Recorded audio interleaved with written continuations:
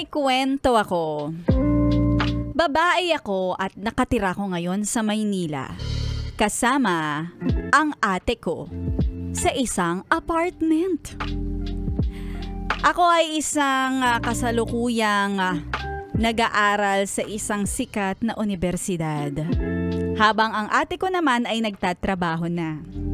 Naging mas praktikal rin para sa aming dalawa ang magsama sa iisang apartment para makatipid sa gastos at may kasama sa araw-araw. Nang sumunod na taon, nagdesisyon si ate na patirahin na rito sa apartment ang boyfriend niya. Magka-opisina kasi sila. Para raw mas tipid sa pamasahe at mas convenient. Wala naman akong naging reklamo noong una. Kilala ko si kuya.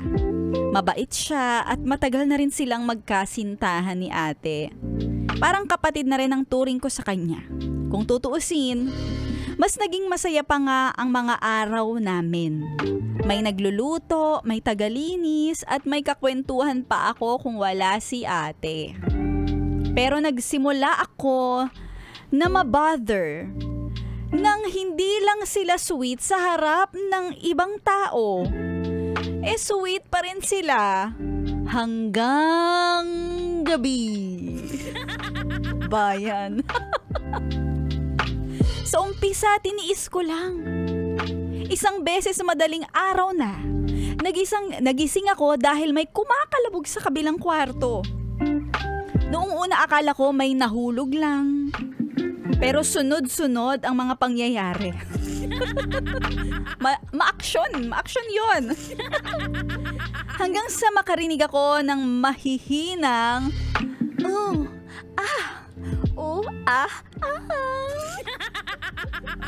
Pinilit kong hindi isipin kung ano man yun.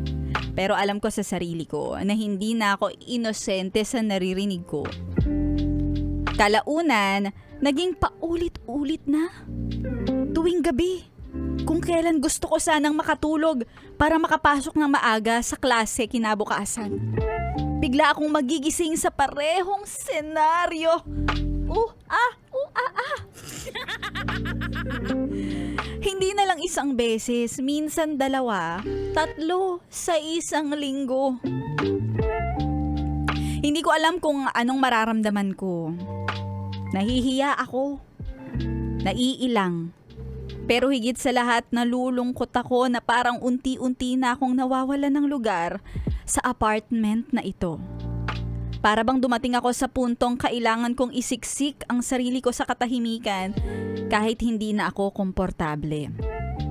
Ayoko rin naman magsalita kay ate. Alam kong masama ang timing dahil nag-iipon sila ng boyfriend niya para sa kasal.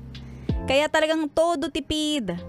Kaya magsasabi ako, baka isipin nilang arte lang o nagseselos ako. Hindi Ayoko rin namang lumipat kasi dagdag gastos na naman yon para sa akin.